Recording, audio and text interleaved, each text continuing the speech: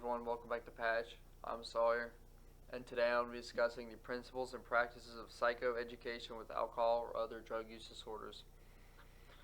Operationalizing processes that are cross-cutting in addictions therapies is a viable approach to improving frontline care, particularly when the majority of addiction care providers do not subscribe to a single evidence-based modality, and because evidence suggests no single modality is uniquely effectuous over another.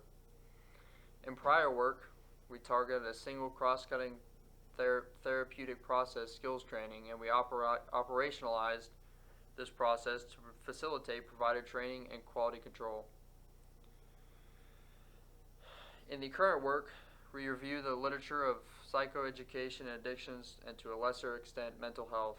To provide a comprehensive review, we additionally consider the literature in patient medical education, health literacy, and adult learning theory more broadly. Using a prior framework for a qualitative content analysis, the study team reviewed source materials. The framework targeted principles and practices of psychoeducation. We were interested in forms of teaching that did not correspond with a subsequent experiential practice component, as the existence of the practice component would denote skills training using the noted definitions. We extracted each qualifying principle or practice as a single reference from the selection of sources.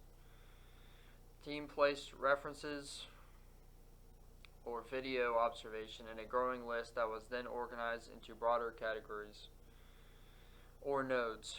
We based node assignments on shared subject matter. For example, we grouped all excerpts about the teach back technique into a single node called Ask Questions to check for understanding of information.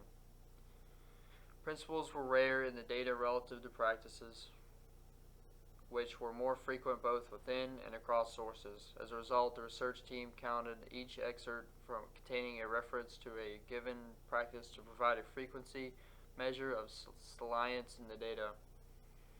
Moreover, nodes could be organized into broader themes about principles of psychoeducation. That is all I have for you today.